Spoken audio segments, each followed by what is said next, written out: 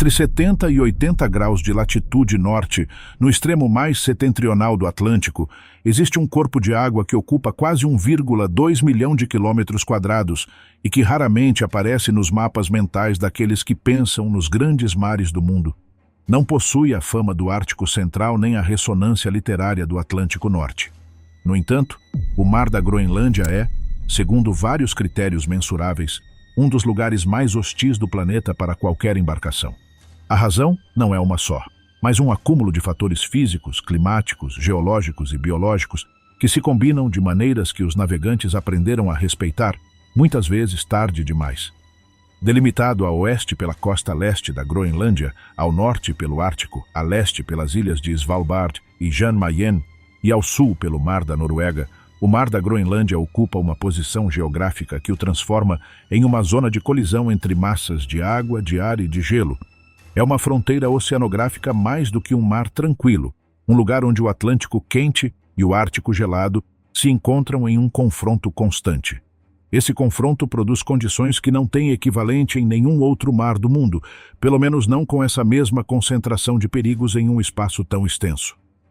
A temperatura da água superficial gira em torno de 0 graus Celsius no verão e desce abaixo do ponto de congelamento da água salgada, que é de aproximadamente menos 1,8 graus Celsius no inverno.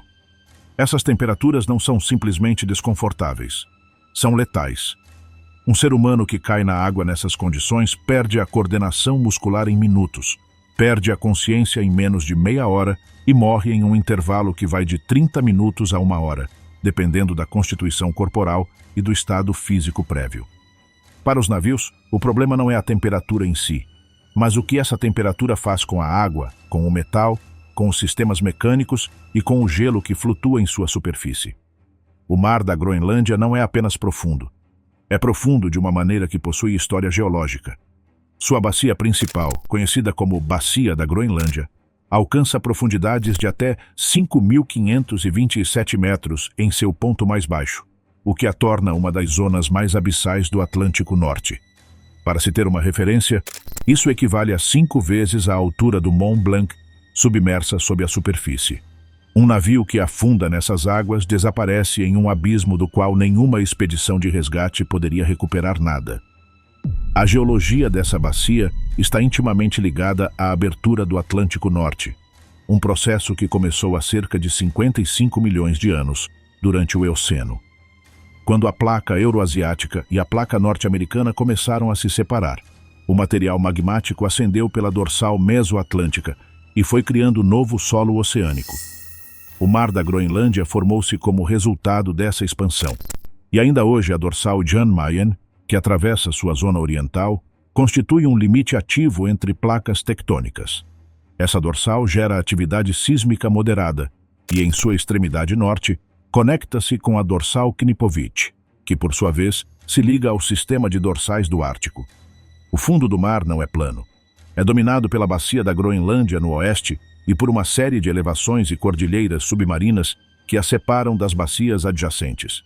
O limiar Groenlândia-Escócia, ao sul, atua como uma barreira física que restringe a troca de água entre o Mar da Groenlândia e o Atlântico Norte, propriamente dito.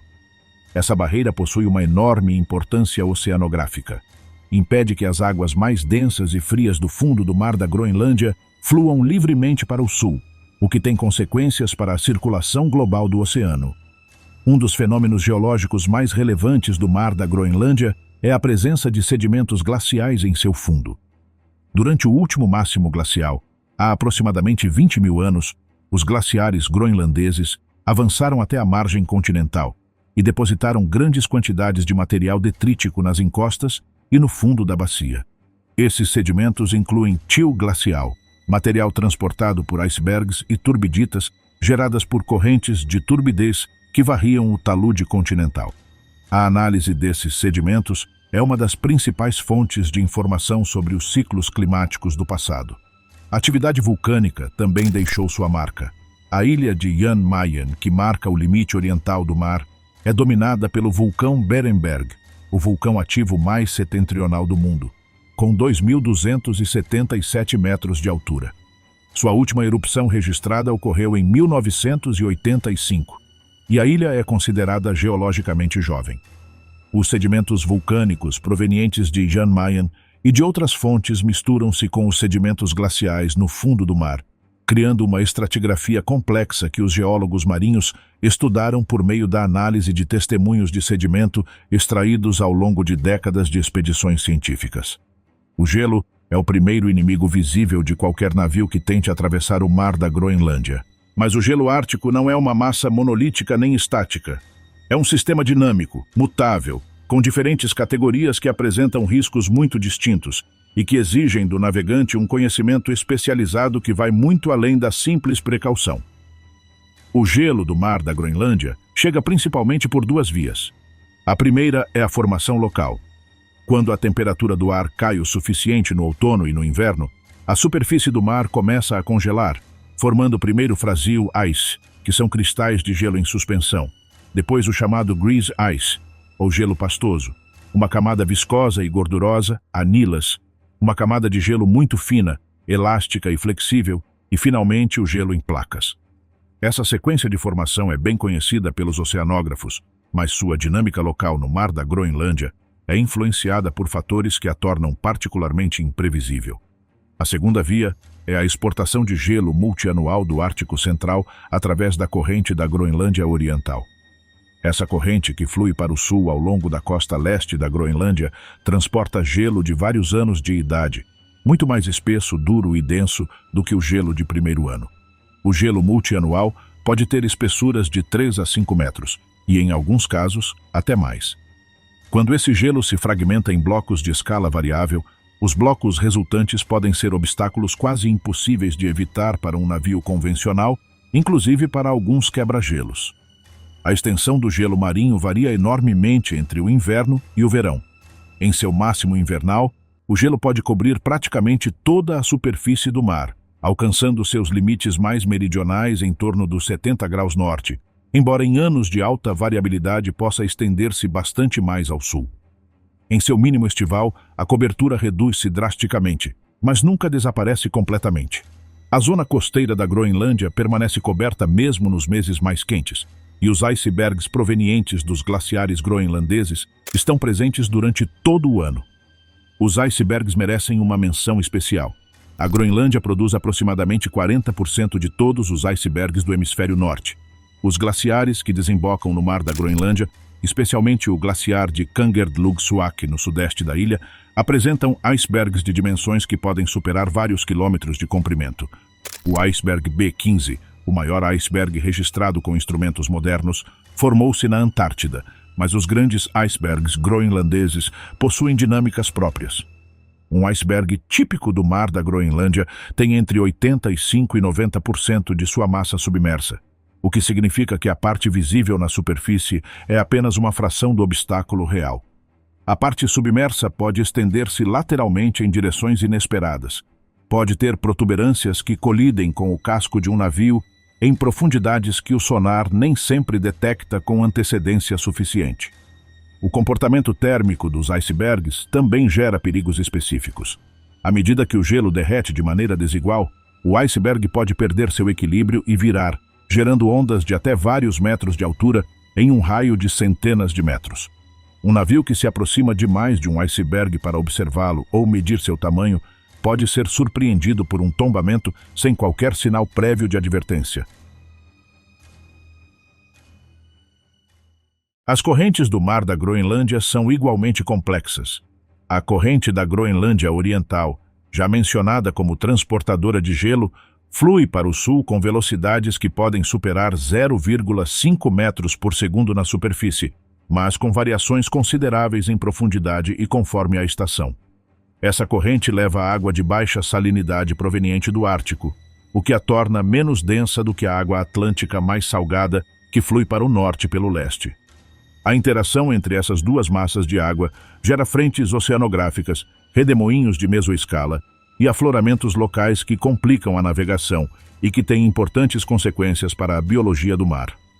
No extremo sul do mar da Groenlândia, perto do Estreito da Dinamarca, entre a Groenlândia e a Islândia, ocorre um dos fenômenos oceanográficos mais importantes do Atlântico Norte. o transbordamento de água fria e densa que alimenta a corrente de fundo do Atlântico Norte. Esse transbordamento é uma das forças motrizes da circulação termorralina global, o sistema de correntes oceânicas que regula o clima de grande parte do planeta. A água do mar da Groenlândia, resfriada e densificada no inverno, desce para o fundo e flui para o sul, onde se incorpora à circulação abissal do Atlântico. Esse processo, conhecido como formação de água profunda, faz do mar da Groenlândia um dos poucos lugares do mundo onde o oceano respira, trocando água superficial com o abismo. Se a geografia e a oceanografia do mar da Groenlândia são inóspitas, sua climatologia é diretamente extrema. As condições meteorológicas que se desenvolvem sobre esse mar não têm equivalente em latitudes semelhantes no hemisfério sul, porque ali não existe nenhuma massa de terra continental que gere os gradientes térmicos e de pressão produzidos pela Groenlândia com sua calota glacial de 1,7 milhão de quilômetros quadrados. A calota de gelo groenlandesa comporta-se como um gerador permanente de ar frio e denso. No inverno, as temperaturas sobre o gelo podem cair abaixo de menos 50 graus Celsius no interior, e o ar, assim resfriado, desce pelas encostas da calota na forma de ventos catabáticos que alcançam o litoral com velocidades que podem superar 200 km por hora em casos extremos. Esses ventos locais, conhecidos na Groenlândia como Piterak, são capazes de arrancar estruturas ancoradas ao solo e de virar veículos. Quando alcançam o mar da Groenlândia, geram estados de mar com ondas que podem superar 10 metros em poucas horas, a partir de condições que apenas algumas horas antes eram relativamente manejáveis. Mas os Piterak são apenas um dos sistemas meteorológicos perigosos do mar da Groenlândia. Os ciclones polares que se desenvolvem sobre o mar possuem características próprias que os distinguem das tempestades de latitudes médias. Os ciclones árticos podem intensificar-se muito mais rapidamente do que seus equivalentes subtropicais, em um processo que os meteorologistas denominam explosão ciclogenética ou bomba meteorológica. Uma queda de pressão de 24 hectopascais em 24 horas é suficiente para classificar um sistema como bomba meteorológica segundo os critérios padrão. Sobre o mar da Groenlândia, já foram registradas quedas de até 40 hectopascais nesse mesmo período. A visibilidade é outro problema recorrente. As neblinas do mar da Groenlândia são tão densas e persistentes que impressionaram todos os exploradores que as documentaram. Formam-se principalmente quando o ar relativamente úmido e temperado proveniente do Atlântico entra em contato com a superfície gelada do mar, resfriando-se até alcançar o ponto de orvalho. A visibilidade pode cair a 0 metros em questão de minutos e permanecer assim durante dias inteiros.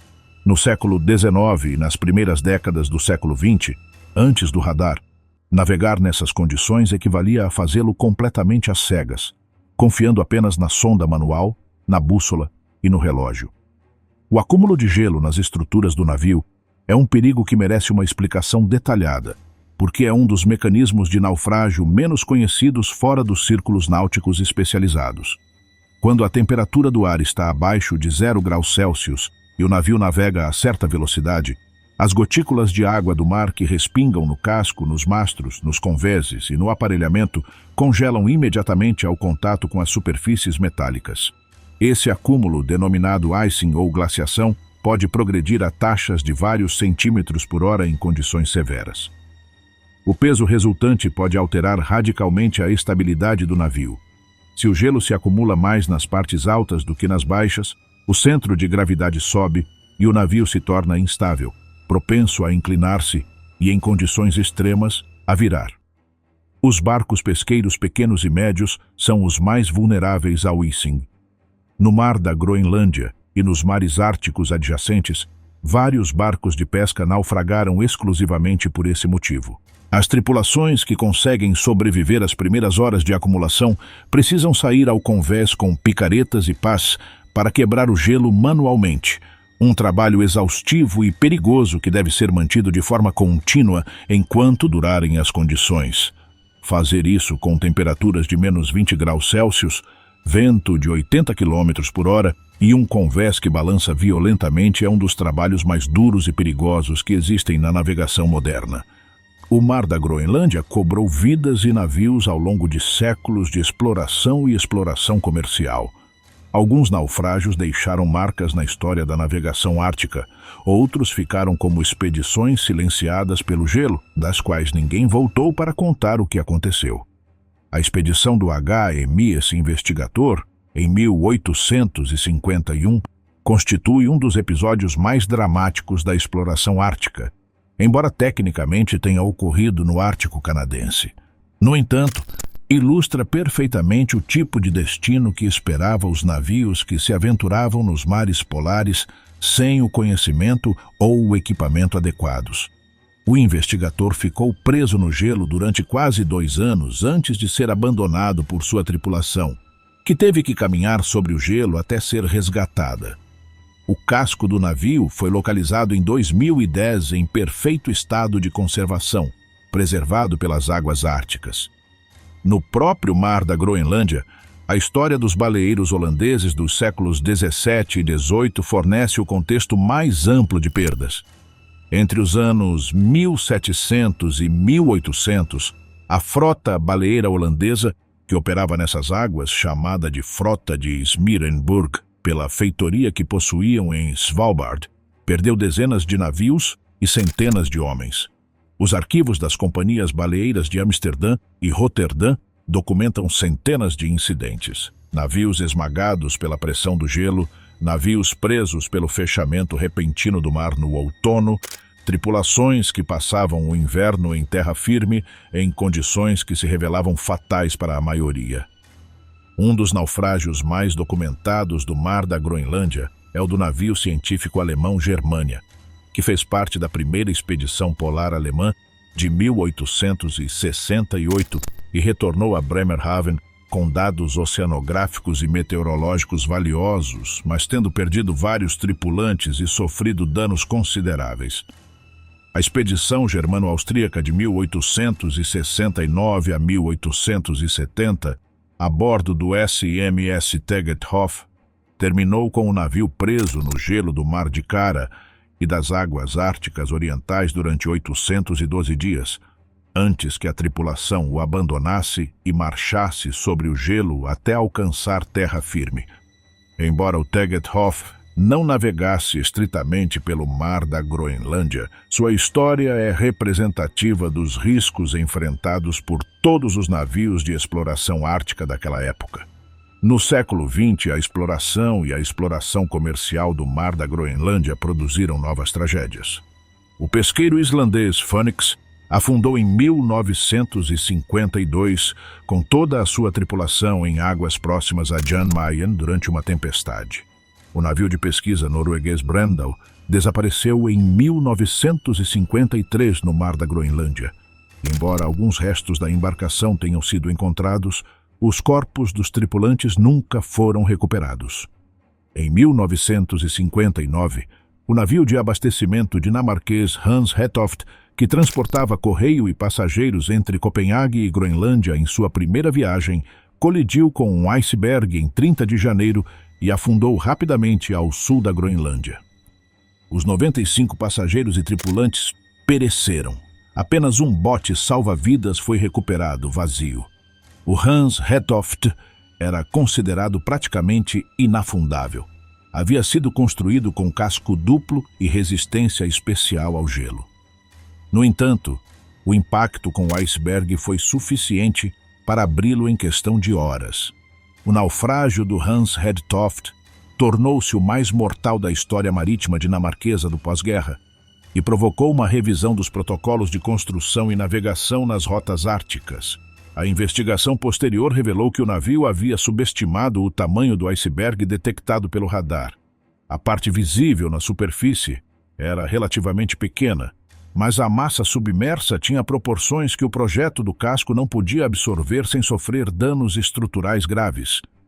O caso do Beitimo, embora não tenha afundado no Mar da Groenlândia, é outro dos episódios míticos da navegação ártica que ilustra a natureza imprevisível do gelo polar. Esse cargueiro da Hudson's Bay Company ficou preso no gelo do Ártico canadense em 1931. A tripulação o abandonou ao considerá-lo perdido mas o navio nunca afundou. Foi avistado pela última vez em 1969, derivando pelo Ártico durante 38 anos. Seu paradeiro final é desconhecido. A pressão do gelo é um dos mecanismos de destruição naval mais específicos dos mares polares e um dos menos intuitivos para aqueles que não tiveram experiência direta com ela. Quando duas massas de gelo se deslocam em direções convergentes, impulsionadas pelo vento ou pelas correntes, qualquer objeto sólido que fique entre elas recebe uma compressão que pode alcançar valores de vários meganewtons por metro linear. Um casco de aço convencional, projetado para resistir à pressão hidrostática da água e aos impactos das ondas, pode literalmente ser esmagado em minutos sob essas condições. O som produzido pelo gelo ao comprimir um navio foi descrito pelos sobreviventes como um dos mais aterrorizantes que existem.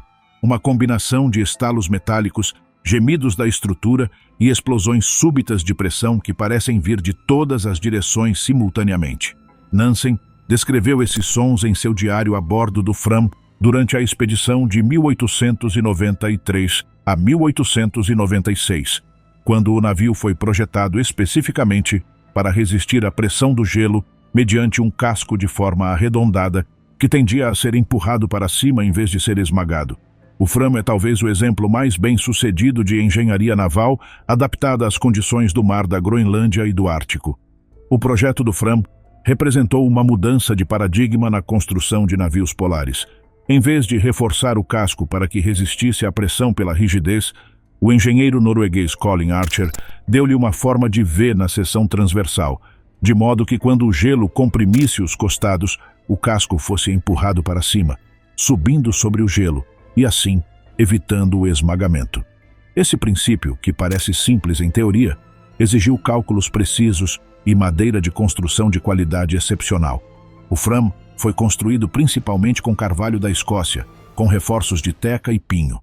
Suas cavernas tinham uma densidade de colocação muito superior à dos navios convencionais, e a quilha estava projetada para absorver os esforços assimétricos produzidos pela pressão lateral do gelo.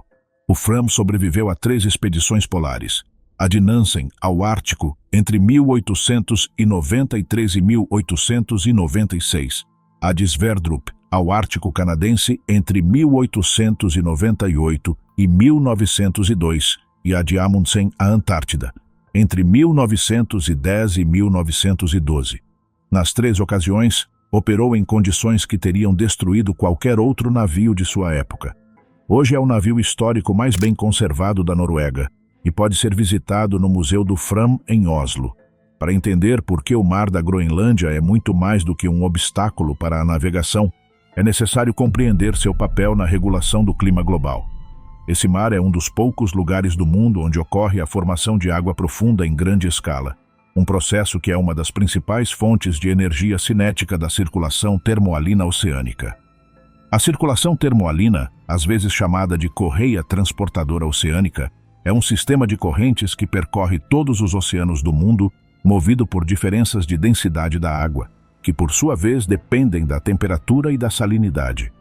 A água mais fria e mais salgada é mais densa e tende a afundar. A água mais quente e menos salgada é menos densa e tende a subir. No Atlântico Norte, a corrente do Golfo transporta a água quente e salgada do Caribe para o norte. Ao chegar ao Mar da Noruega e ao Mar da Groenlândia, essa água cede seu calor à atmosfera, esfria, torna-se mais densa e começa a afundar.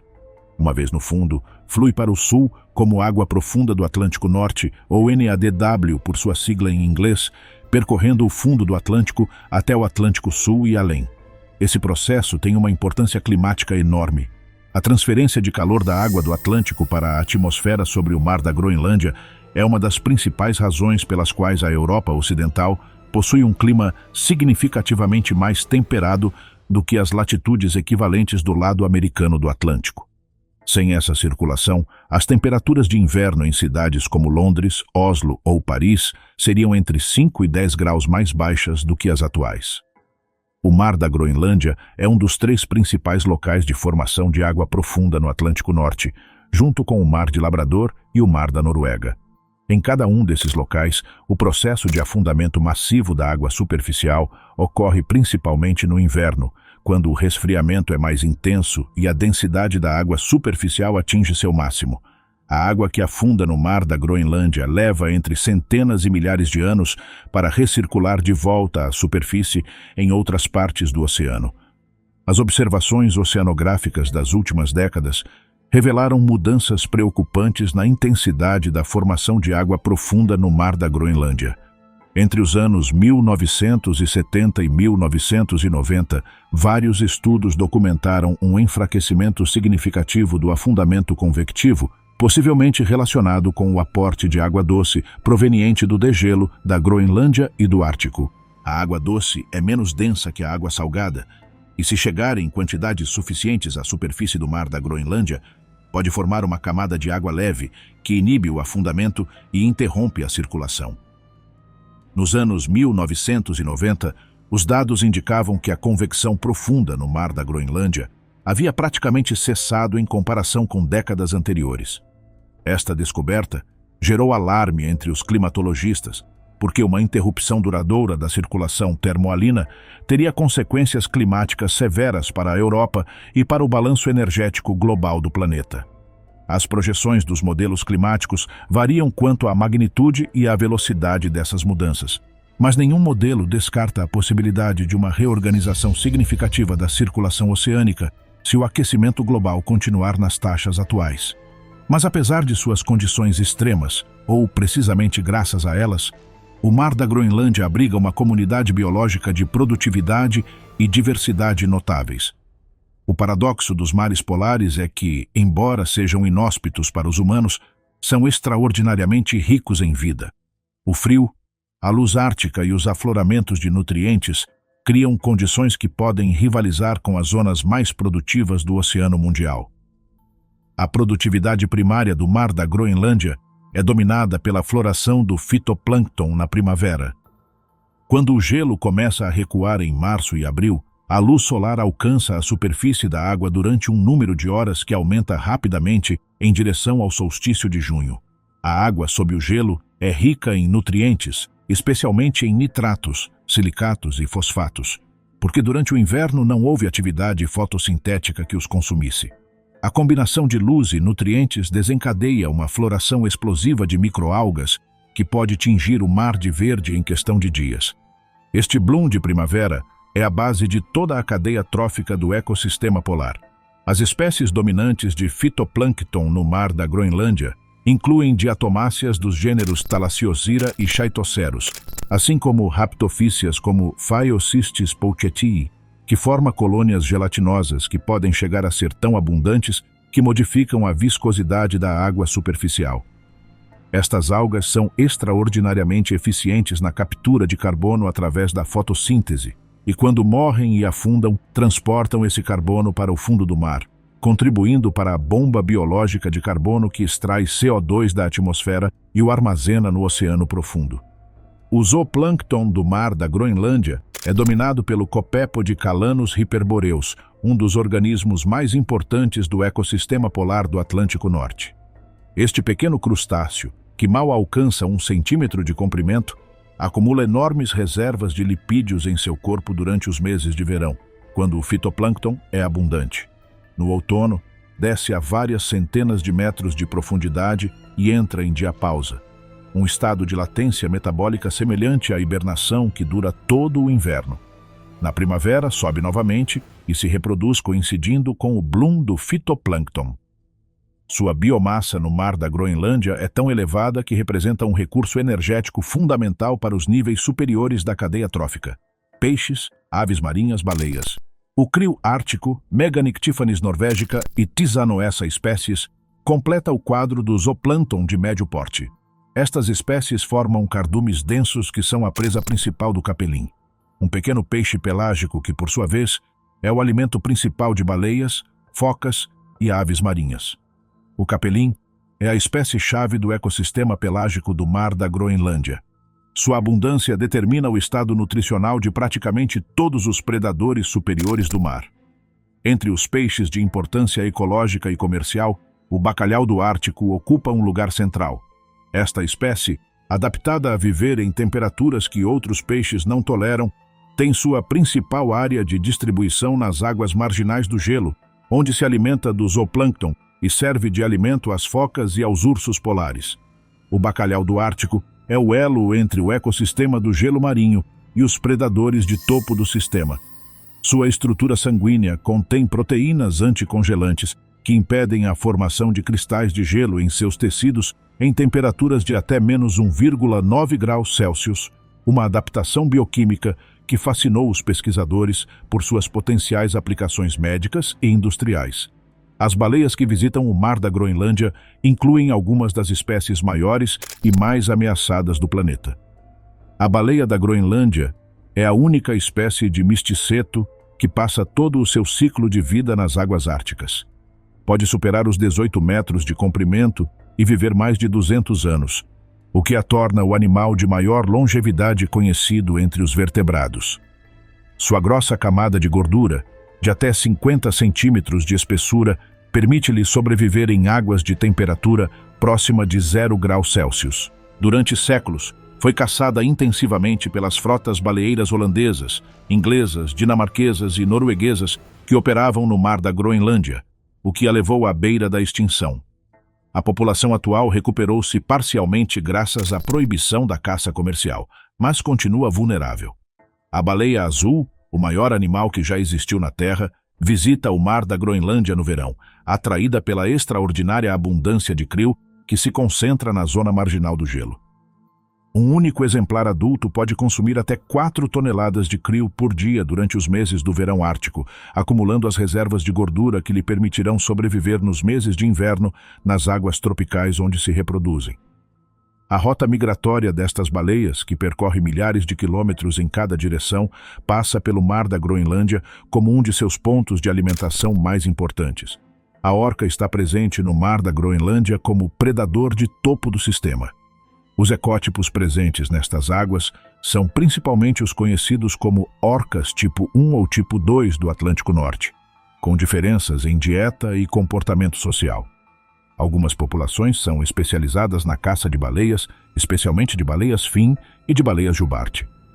A estratégia de caça das orcas no Mar da Groenlândia foi documentada mediante marcas de satélite e drones em estudos recentes, revelando comportamentos cooperativos sofisticados que incluem a coordenação de ataques de diferentes direções para impedir a fuga da presa. As focas do Mar da Groenlândia incluem a foca da Groenlândia e a foca anelada, sendo esta última a mais abundante nas zonas de gelo. A foca anelada é a principal presa do urso polar, que depende do gelo marinho como plataforma de caça. O urso polar é tecnicamente um mamífero marinho, já que passa a maior parte de sua vida sobre o gelo ou na água. O Mar da Groenlândia, com seu extenso habitat de gelo, é um dos ecossistemas mais importantes para a sobrevivência desta espécie, que atualmente enfrenta o maior desafio de sua história evolutiva na forma de perda acelerada de habitat. As aves marinhas do Mar da Groenlândia são um dos grupos de fauna mais espetaculares do hemisfério norte. O papagaio do mar nidifica em grandes colônias nos penhascos de Jan Mayen e Svalbard, e alimenta-se de capelim e de pequenos crustáceos durante o verão ártico. O ganso patola e o fulmar percorrem as águas abertas em busca de peixes. O aral gigante, uma espécie não aparentada aos pinguins, mas funcionalmente análoga a eles, habitou estas costas até que a pressão da caça a levou à extinção no século XIX. O último espécime conhecido foi capturado em Eldey, Islândia, em 1844. Apesar de sua hostilidade, o Mar da Groenlândia foi cenário de algumas das expedições científicas mais importantes da história da oceanografia e da glaciologia. O conhecimento que se acumulou sobre este mar nos últimos 2 séculos é um dos corpos científicos mais sólidos e relevantes para a compreensão do sistema climático global. A primeira grande expedição científica sistemática ao Mar da Groenlândia foi a segunda expedição polar alemã de 1869 a 1870, a bordo do SS Germania e do SS Hansa.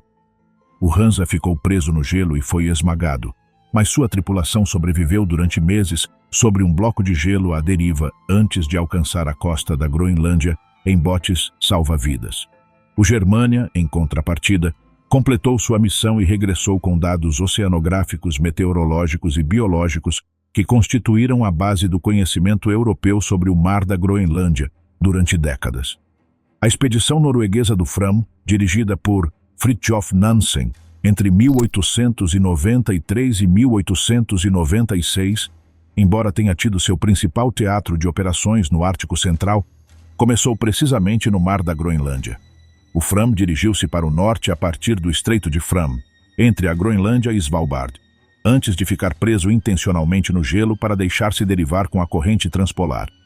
Durante essa expedição, Nansen e Hjalmar Johansen abandonaram o navio para tentar alcançar o Polo Norte a pé, chegando até uma latitude de 86 graus e 14 minutos norte, o recorde mais setentrional alcançado até aquele momento. Ao regressarem para o sul, cruzaram o Mar da Groenlândia em caiaques e foram recolhidos pela expedição Jackson Harmsworth em Franz Josef Land. No século XX, o Mar da Groenlândia tornou-se objeto de estudo das principais agências oceanográficas do mundo. O programa Greenland Sea Project, desenvolvido entre os anos 1988 e 1993, com participação de instituições da Alemanha, Noruega, Estados Unidos, Reino Unido e outros países, foi um dos primeiros esforços coordenados para compreender a convecção profunda e a formação de água profunda no Mar da Groenlândia. Os resultados desse programa revelaram que a convecção havia diminuído consideravelmente em comparação com as décadas anteriores, o que alertou a comunidade científica sobre possíveis mudanças na circulação termorralina. As expedições com quebra-gelos científicos, especialmente os do programa Polarstern, do Alfred Wegener Institute, e os do programa SHEBA, sigla que significa Balanço Térmico Superficial do Oceano Ártico, realizado pelos Estados Unidos, permitiram realizar observações sistemáticas durante todas as estações do ano, incluindo o inverno ártico, que até então era praticamente inacessível para a pesquisa científica direta. Estas observações revelaram a variabilidade interanual e interdecadal da cobertura de gelo, as mudanças na temperatura e na salinidade da água, e as respostas do ecossistema biológico às variações climáticas. As amostras de sedimento extraídas do fundo do Mar da Groenlândia forneceram informações sobre as mudanças climáticas do passado com uma resolução temporal de décadas ou séculos. A análise dos isótopos de oxigênio nas carapaças de foraminíferos fossilizados, dos marcadores orgânicos de temperatura da água e dos iceberg rafted debris permitiu reconstruir a história climática do Mar da Groenlândia durante o último milhão de anos. Esta história inclui os grandes ciclos glaciais interglaciais de Milankovitch, mas também eventos climáticos abruptos como os eventos Heinrich, nos quais enormes descargas de icebergs provenientes dos glaciares do hemisfério norte inundaram o Atlântico Norte com água doce e alteraram drasticamente a circulação oceânica em períodos de tempo de décadas. O Mar da Groenlândia tem uma história de exploração comercial que começou no século XVII e que mudou de maneira irreversível seus ecossistemas. A indústria baleeira que operou nestas águas durante quase 3 séculos foi uma das empresas comerciais mais lucrativas da história moderna inicial, e também uma das mais destrutivas do ponto de vista ecológico. Os primeiros caçadores de baleias europeus a chegar ao Mar da Groenlândia foram os bascos, no começo do século XVII. Logo foram seguidos pelos holandeses, que estabeleceram uma fábrica permanente em Smeerenburg, na ilha de Spitsbergen, em 1619. Em seus melhores anos, durante o século XVII, Smeerenburg chegou a abrigar até 200 trabalhadores durante o verão ártico, com fornos de fundição de gordura de baleia, armazéns e barracões. Dali eram coordenadas as frotas baleeiras que operavam no Mar da Groenlândia, às vezes com mais de 200 navios simultaneamente nas águas do mar. A principal espécie-alvo era a baleia da Groenlândia, que era caçada por seu óleo, utilizado como combustível para iluminação e lubrificante industrial, e por suas barbatanas, que eram empregadas na fabricação de espartilhos, varetas de guarda-chuvas e outros artigos de uso cotidiano. Uma única baleia adulta podia render até 25 toneladas de óleo, o que a convertia no equivalente biológico de um poço de petróleo para a economia da época. A pressão da caça foi tão intensa que as populações de baleia da Groenlândia, em torno de Svalbard e no mar da Groenlândia Oriental, já haviam sido praticamente eliminadas no final do século XVII. Os baleeiros holandeses tiveram que expandir progressivamente sua área de operações para o oeste, em direção às águas da Groenlândia dinamarquesa, e para o norte, seguindo as baleias que se retiravam para águas menos acessíveis. Este processo de esgotamento progressivo das populações de baleias foi um dos primeiros exemplos documentados de sobreexploração de um recurso marinho em escala industrial. No século XIX, quando as populações de baleia da Groenlândia haviam sido dizimadas, os baleeiros orientaram sua atividade para outras espécies. A baleia franca do norte, no Atlântico Norte, o cachalote nos oceanos temperados e tropicais, e a baleia jubarte em quase todas as regiões do Oceano Mundial. Mas o mar da Groenlândia continuou sendo uma área de caça ativa para a foca da Groenlândia e, em menor medida, para os ursos polares e a morsa. A caça às focas no mar da Groenlândia teve seu auge nos séculos XVIII e XIX.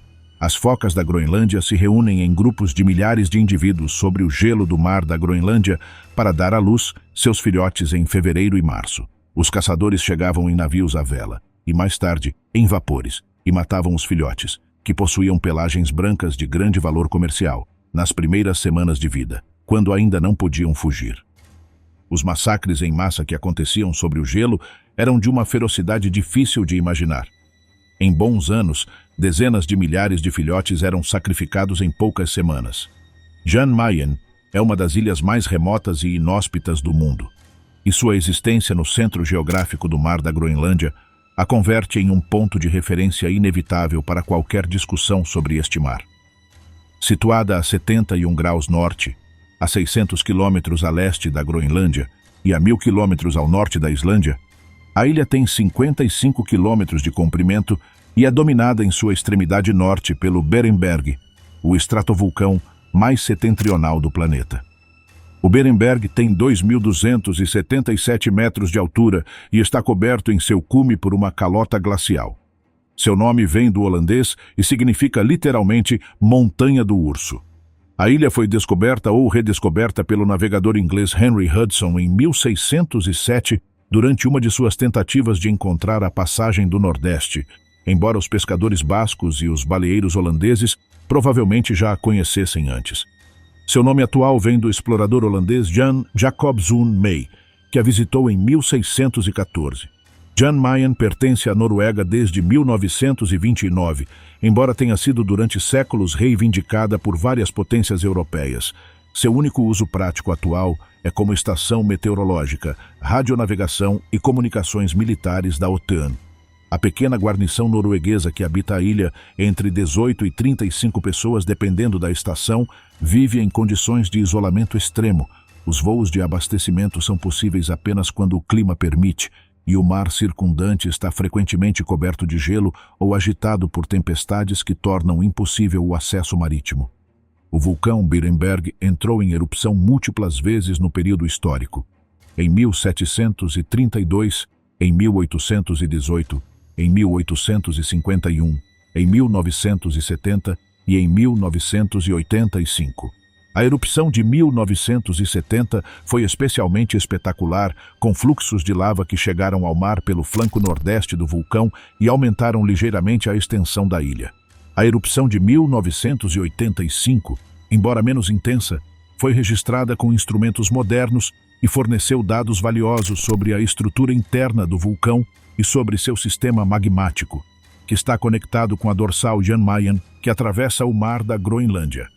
A combinação de atividade vulcânica, clima extremo e isolamento geográfico faz de Jan Mayen um dos ambientes mais difíceis de administrar de todo o Ártico. Suas costas não possuem portos naturais protegidos, e os navios que tentam se aproximar têm que escolher entre ancoradouros parcialmente abrigados, que, em caso de mudança de vento, podem se transformar em armadilhas das quais é impossível sair.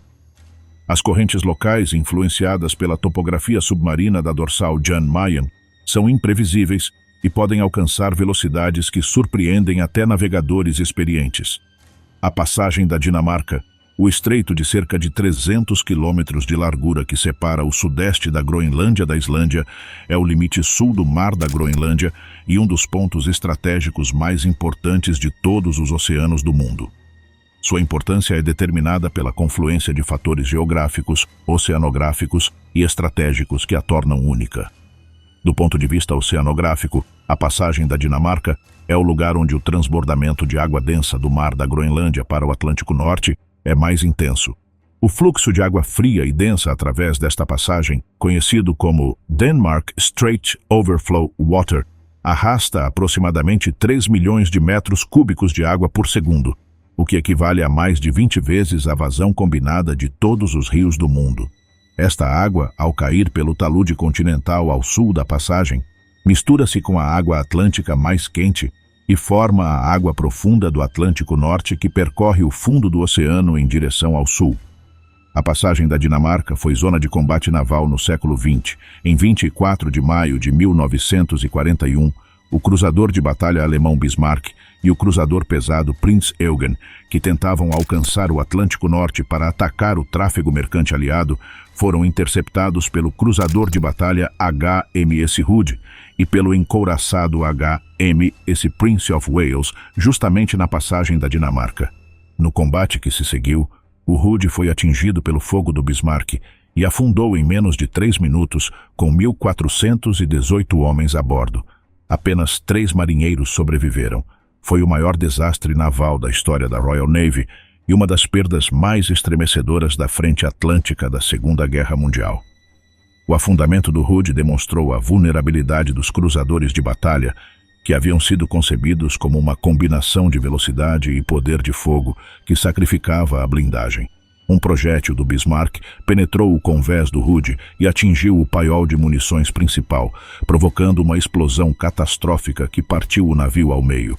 O HMS Hood descansa hoje no fundo da passagem da Dinamarca, a cerca de 1.500 metros de profundidade, onde foi localizado por expedições de exploração submarina nos anos de 2001 e 2012. As águas da passagem da Dinamarca também foram cenário de uma batalha silenciosa, mas igualmente importante. A que foi travada durante a Segunda Guerra Mundial entre os submarinos alemães e os comboios aliados que tentavam passar do Atlântico Norte para o Mar de Barents, a fim de abastecer a União Soviética. Esta rota, conhecida como Rota Ártica ou Rota dos Comboios Árticos, passava ao norte da Islândia e contornava o Mar da Groenlândia antes de dobrar para o leste em direção a Murmansk e Arcangel. Os ataques dos submarinos alemães U-Boot e da aviação alemã sobre esses comboios causaram perdas devastadoras, especialmente no comboio PQ-17, que foi dispersado em julho de 1942 e perdeu 24 de seus 35 navios. O Mar da Groenlândia está mudando a uma velocidade sem precedentes no registro histórico e em grande parte do registro paleoclimático. A combinação do aquecimento global, do recuo do gelo marinho ártico e do derretimento acelerado da calota glacial da Groenlândia está alterando as condições físicas, químicas e biológicas deste mar, de maneiras que os cientistas estão documentando em tempo real. A extensão do gelo marinho no Mar da Groenlândia diminuiu de forma estatisticamente significativa nas últimas 4 décadas. Os dados de sensoriamento remoto por satélite, disponíveis desde 1979, mostram uma tendência de redução da cobertura de gelo invernal que é coerente com o aquecimento regional observado no Ártico, onde as temperaturas aumentaram 2 ou 3 vezes mais rápido do que a média global. O verão ártico de 2012 registrou o mínimo histórico de gelo marinho do Ártico, e vários anos posteriores também estiveram entre os de menor cobertura de gelo do registro. O derretimento da calota glacial da Groenlândia fornece ao Mar da Groenlândia um volume crescente de água doce. Esta contribuição tem 2 efeitos principais. Em primeiro lugar, dilui a salinidade das águas superficiais do mar, reduzindo sua densidade e dificultando o processo de afundamento convectivo que alimenta a circulação termoalina. Em segundo lugar, eleva o nível do mar. A Groenlândia contém gelo suficiente para elevar o nível global do mar em aproximadamente 7 metros se derretesse completamente. a taxa de perda de massa da calota groenlandesa aumentou de maneira notável desde os anos 1990. Estimativas baseadas em dados de gravimetria satelital e de altimetria indicam que a Groenlândia perdeu cerca de 280 gigatoneladas de gelo por ano durante a primeira década do século XXI, e o número continua aumentando. A acidificação do oceano é outro fator de estresse para o ecossistema do Mar da Groenlândia. Os oceanos absorvem aproximadamente 30% do CO2 que os seres humanos emitem para a atmosfera. Quando o CO2 se dissolve na água do mar, forma ácido carbônico, que reduz o pH da água. Os mares frios absorvem mais CO2 do que os mares quentes, o que faz do Mar da Groenlândia e dos mares árticos, em geral, os mais expostos à acidificação. A redução do pH afeta negativamente todos os organismos que constroem estruturas de carbonato de cálcio: moluscos, equinodermos, corais de águas frias e muitas espécies de zooplâncton. Alguns modelos prevêem que as águas árticas poderiam se tornar corrosivas para o carbonato de cálcio aragonítico já nas próximas décadas, o que teria consequências em cascata para toda a rede trófica. As populações de baleias e focas do Mar da Groenlândia estão sendo monitoradas com crescente atenção para detectar os efeitos das mudanças climáticas nos predadores de topo do sistema. As mudanças na distribuição e na abundância do capelim, a espécie-chave da cadeia trófica, estão influenciando a condição corporal e o sucesso reprodutivo das baleias e das focas. O urso polar, que depende do gelo marinho para caçar focas, está sendo submetido a um experimento sem precedentes nos tempos históricos. Um período de degelo tão rápido que supera a capacidade de adaptação de uma espécie de vida longa e baixa taxa reprodutiva. O futuro do Mar da Groenlândia é, em muitos aspectos, o futuro do sistema climático global. Se a circulação termoalina enfraquecer de forma significativa, como consequência da contribuição de água doce proveniente do degelo, as consequências climáticas para o Atlântico Norte e para a Europa poderão ser severas e duradouras. Se o ecossistema pelágico do mar responder ao aquecimento e à acidificação com uma reestruturação profunda de suas comunidades, a consequente reorganização das cadeias tróficas afetaria as pescarias e as populações de aves e mamíferos marinhos que dependem dele. Os cientistas que trabalham nessas questões não falam de cenários hipotéticos, mas de processos que estão ocorrendo agora mesmo, em tempo real, nas águas mais frias e menos visíveis do Atlântico Norte. O Mar da Groenlândia é também a porta de entrada para a rota marítima mais procurada durante séculos. A passagem do Noroeste, o caminho marítimo através do Ártico canadense que conecta o Atlântico ao Pacífico. Esta passagem, cuja existência foi intuída e buscada desde o século XV, não foi navegada de maneira completa até 1903 a 1906, quando o explorador norueguês Roald Amundsen a percorreu a bordo do pequeno veleiro Groa, em uma viagem de 3 anos. A busca pela passagem do Noroeste levou ao Mar da Groenlândia algumas das expedições mais famosas e mais trágicas da história da exploração. A expedição perdida de Sir John Franklin em 1845 é a mais célebre de todas. Franklin partiu da Inglaterra com 2 navios, o HMS Erebus e o HMS Terror, e com uma tripulação de 129 homens. Seu objetivo era completar a cartografia da passagem do Noroeste. Nenhum dos tripulantes retornou. Os navios ficaram presos no gelo do Ártico canadense e foram abandonados, e os homens pereceram durante a tentativa de alcançar terra firme a pé. As expedições de resgate enviadas em busca de Franklin exploraram sistematicamente o Ártico canadense durante as décadas de 1840 e 1850 e, embora não tenham encontrado sobreviventes, produziram uma cartografia ártica de enorme valor. O Erebus foi localizado em 2014 e o Terror em 2016, ambos no fundo do Estreito de Vitória, onde haviam permanecido durante 170 anos em um estado de preservação excepcional. As equipes de arqueologia submarina que exploraram os cascos recuperaram artefatos, documentos e restos orgânicos que estão completando pouco a pouco a história dos últimos dias da expedição. O Mar da Groenlândia era a passagem obrigatória para todas essas expedições.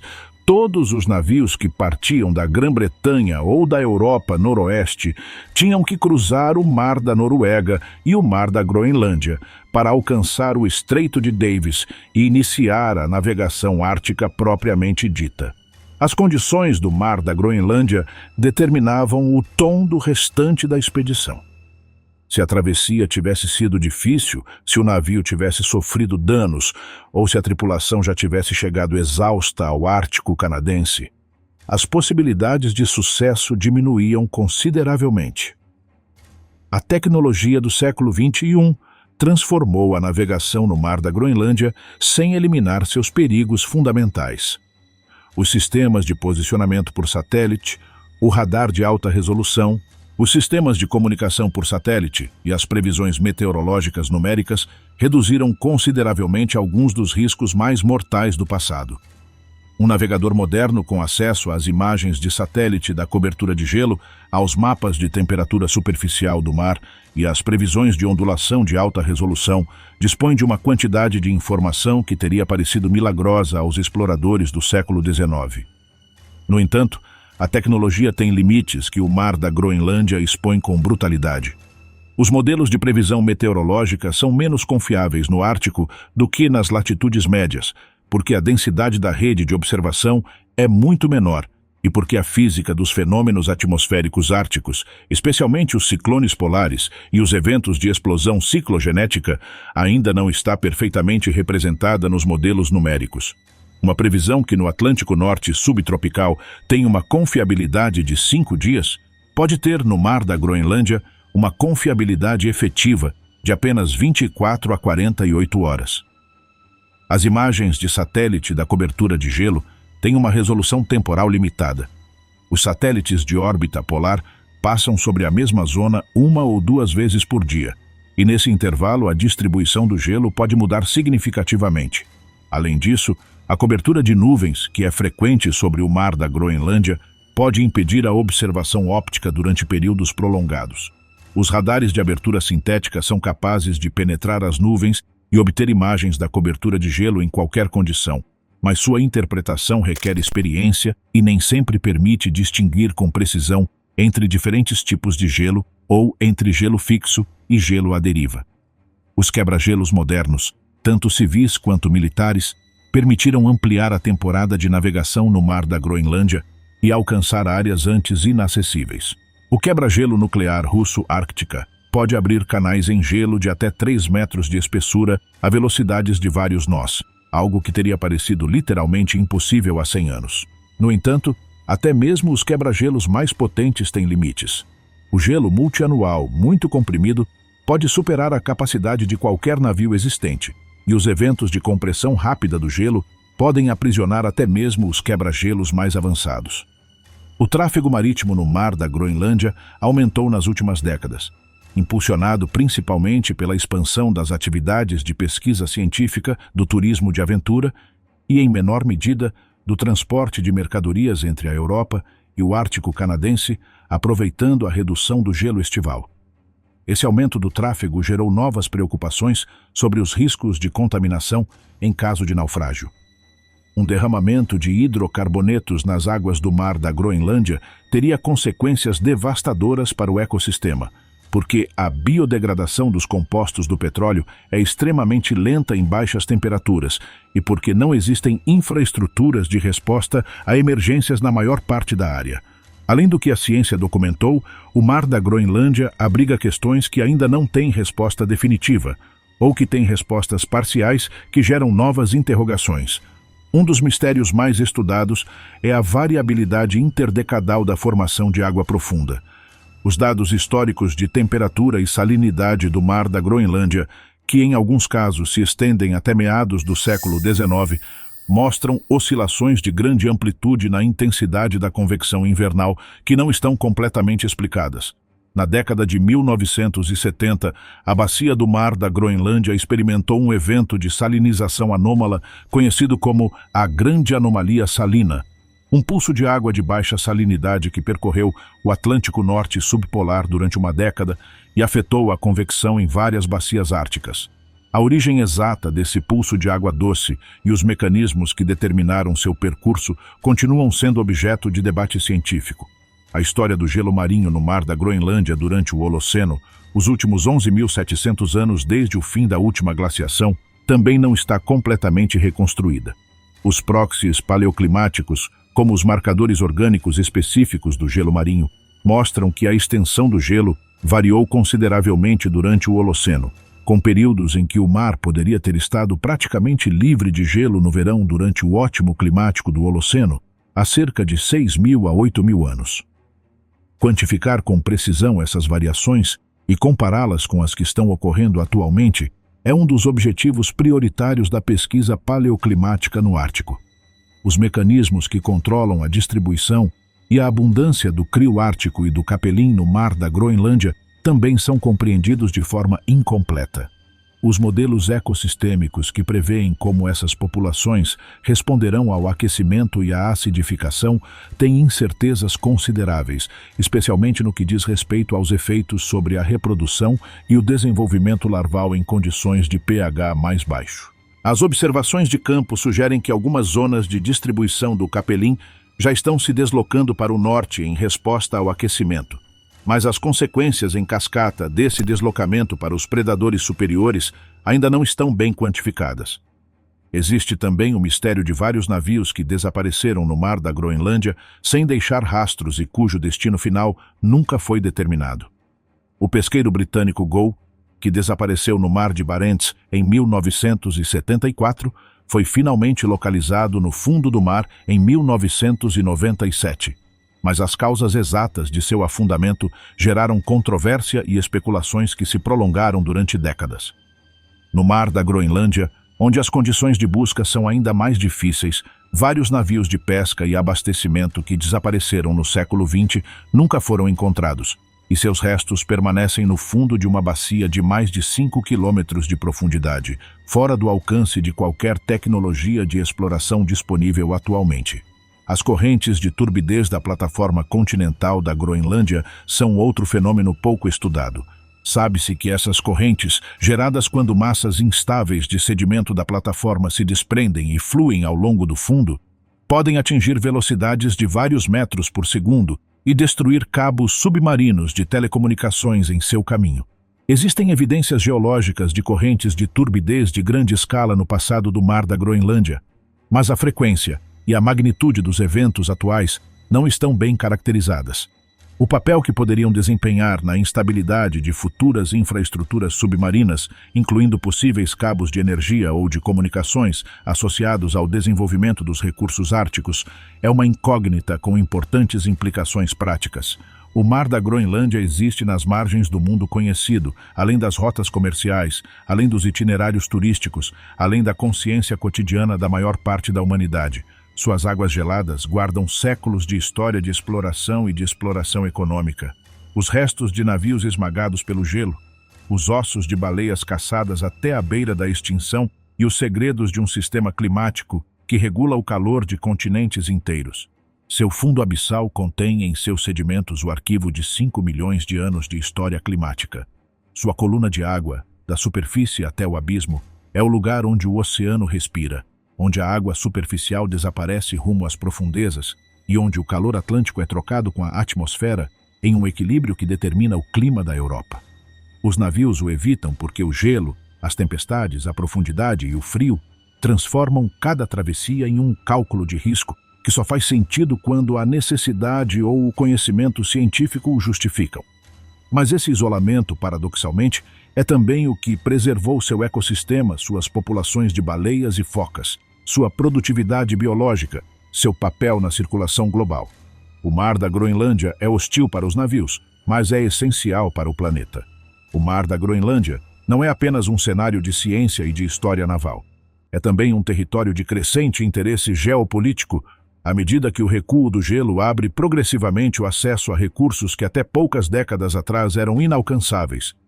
A combinação de potenciais reservas de hidrocarbonetos, pescarias produtivas e rotas de navegação emergentes transformou o mar da Groenlândia e as águas árticas adjacentes em um espaço de competição entre estados que, em décadas anteriores, mal disputavam mais do que a soberania nominal sobre ilhas desabitadas.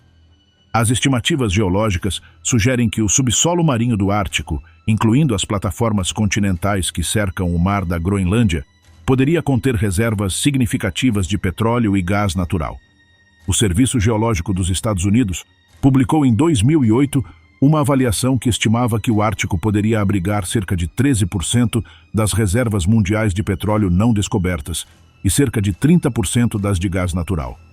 Embora essas estimativas sejam muito incertas e se baseiem em projeções geológicas mais do que em exploração direta, elas orientaram a política externa e os investimentos de vários países árticos. A Groenlândia, que goza de autonomia dentro do Reino da Dinamarca desde 1979 e de autogoverno desde 2009, tem direitos sobre os recursos do subsolo de sua plataforma continental.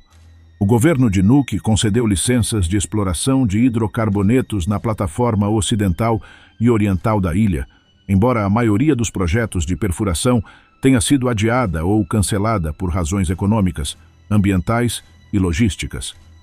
A acessibilidade do mar da Groenlândia Oriental, que está entre as zonas potencialmente mais ricas em recursos, continua limitada pelas condições de gelo, o que torna a exploração consideravelmente mais difícil e custosa do que na plataforma ocidental. Noruega e Rússia têm seus próprios interesses nas águas árticas orientais contíguas ao mar da Groenlândia. A delimitação da plataforma continental entre Noruega e Rússia no Mar de Barents, que esteve em disputa durante décadas, foi resolvida em 2010 mediante um tratado bilateral. No entanto, as pretensões sobre a extensão das plataformas continentais além das 200 milhas náuticas, no marco da Convenção das Nações Unidas sobre o Direito do Mar, continuam sendo objeto de apresentações e negociações entre vários estados árticos. A presença militar no mar da Groenlândia aumentou nos últimos anos, com exercícios navais da OTAN e patrulhas da Marinha Russa que intensificaram sua atividade desde meados da década de 2010. A importância estratégica do vão Gjuuk, o triângulo entre Groenlândia, Islândia e Reino Unido, que é a passagem obrigatória entre o Mar da Noruega e o Atlântico Norte, foi reconhecida durante a Guerra Fria como o ponto crítico que a URSS teria que atravessar para deslocar sua frota de submarinos para o Atlântico. Essa importância estratégica não desapareceu, e os sistemas de vigilância submarina implantados nessas águas continuam ativos. As pescarias do mar da Groenlândia, embora historicamente tenham sido sobreexploradas em algumas espécies, continuam sendo um recurso significativo para os países da região.